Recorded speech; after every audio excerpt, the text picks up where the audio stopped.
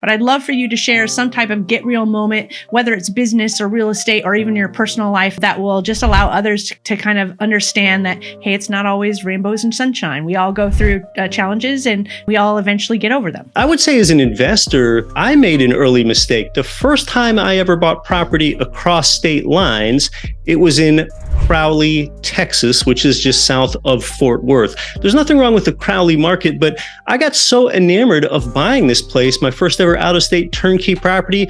You know why? You know the mistake I made? It looked pretty. Just because it looked pretty. And it was cheap and it looked pretty. It was a brick single-family home. I paid $153K for it.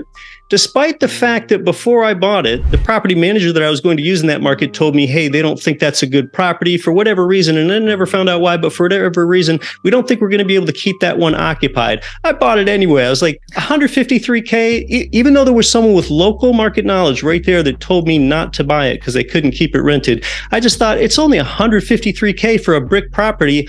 I'll buy that. I could never keep it occupied for whatever reason. It was actually a failure, my first ever out-of-state turnkey property.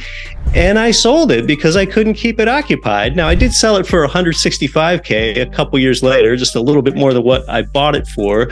But after agent commissions and anything, I didn't make any gain. But, you know, it wasn't a complete tragedy, but really the lesson that I got from this is the market is more important than the property, and your team, especially that property manager, that's actually more important than the property itself. So, you know, I got a hard lesson. You know, I ended up losing my time on that deal and I didn't make any money. So I wouldn't get emotional about it. Investing is not about emotions. If I and my wife are going to live in the brick home ourselves, oh, okay, well, maybe it matters that it looks pretty, but it does not have to look pretty to be profitable. In fact, there's almost a negative correlation there. For long-term rentals, if a property looks too pretty and it's in too good of a neighborhood, it often doesn't cash flow either. So those are some of the lessons that I learned on that. And really just about every one of my turnkey rentals I bought since then have been winners, Danny and Flip. Oh, I love that. So I love the lessons learned, because that's really what helps people move past the mistake, right? Is when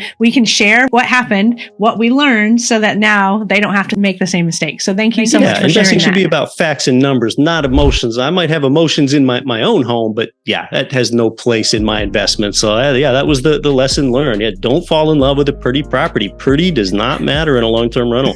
That's right.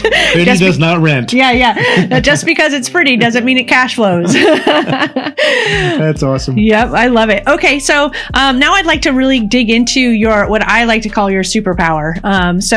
I say superpower because it tends to be either a passion of somebody or the very successful career somebody has done. So when we asked you about this, Keith, you actually sent us a note that physical fitness is prioritized over finances.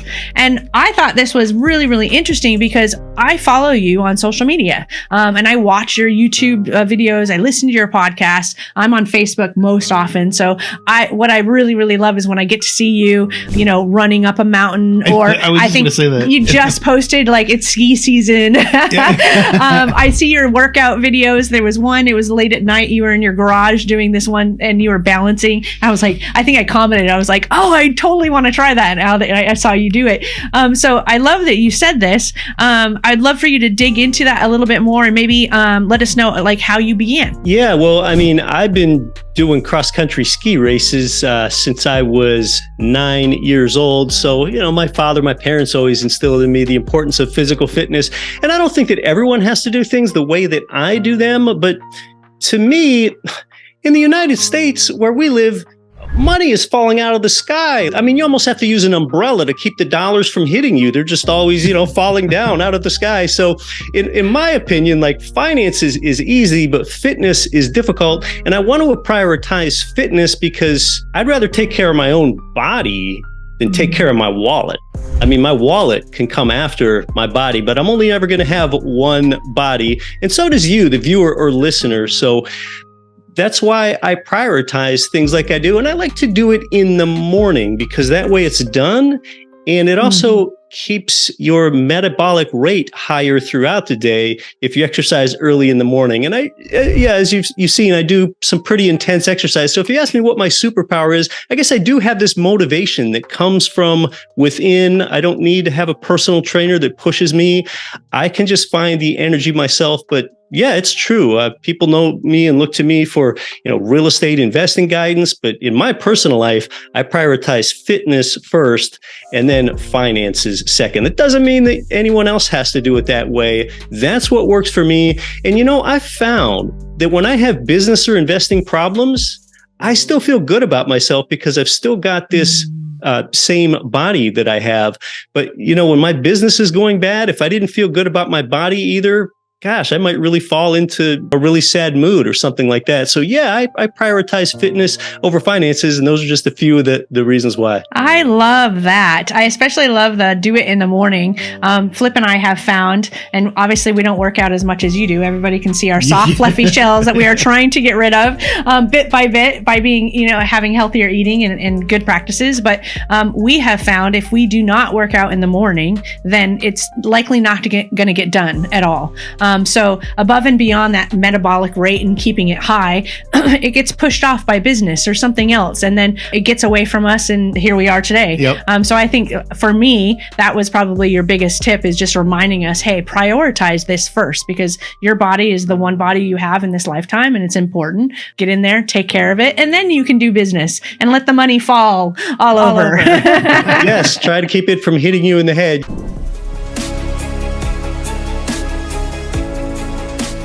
Nothing on this show should be considered specific, personal, or professional advice. Please consult an appropriate tax, legal, real estate, financial, or business professional for individualized advice. Opinions and information on the show are not guaranteed. All investment strategies have the potential for profit or loss.